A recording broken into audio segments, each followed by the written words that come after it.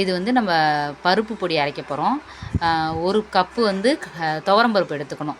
அதை நல்லா ஃப்ரை பண்ணிக்கணும். அடுத்தது 1/2 கப்பு கடலைப்பருப்பு எடுத்துக்கணும். அதையும் நல்லா ஃப்ரை பண்ணிக்கணும்.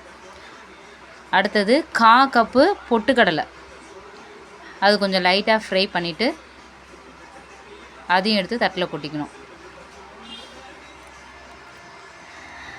இதில் வந்து நிறைய ஹெல்த் பெனிஃபிட் இருக்குது. ஏன்னா எல்லா பருப்புமே நம்ம போடுறோம், நம்ம குழந்தைங்களுக்கு நல்லா பிடிக்கும் ரொம்ப. அப்புறம் வரமிளகா 2 போட்டோம். எனக்கு காரத்துக்கு தகுந்தாப்புல மிளகா போட்டுக்கோங்க. நான் 2 போட்டிருக்கேன். அதையும் நல்லா ஃப்ரை பண்ணிவிட்டு எடுத்து வச்சுக்கணும். அப்புறம் கருவேப்பிலை கொஞ்சோண்டு, புளி கொஞ்சோண்டு, ரொம்ப கொஞ்சமாக எடுத்துக்கோங்க, இல்லாட்டி புளிக்குதுன்னு சொல்லுவாங்க. அதையும் போட்டு நல்லா வறுத்துட்டு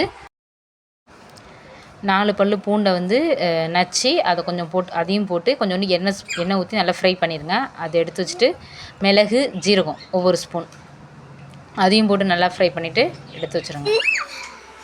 இது வந்து பசங்க லஞ்சுக்கு கூட பேக் பண்ணி கொடுத்துக்கலாம். ரொம்ப ஈஸியாக. லேட்டாக எழுந்திரிச்சிட்டோம்னா ஒரு டம்ளர் சாதம் மட்டும் வச்சுட்டு சாதத்தை வடித்து ஆற வச்சுட்டு அதுக்கப்புறம் இந்த பருப்பு பொடியை போட்டு நெய் ஊற்றி கிளறி கொடுத்துடலாம். இல்லாட்டி சைட் டிஷ் வந்து ஆம்லேட்டு, வத்தல் இது மாதிரி வச்சு கொடுத்தா அவங்க சூப்பராக சாப்பிட்டு வந்துடுவாங்க.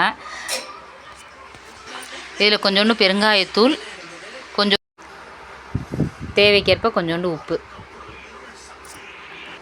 இப்போ இதை வந்து ஆற வச்சு அரைச்சிக்கலாம். இதை வந்து நம்ம 1 மாதம் வரையும் ஸ்டோர் பண்ணி வச்சுக்கலாம்.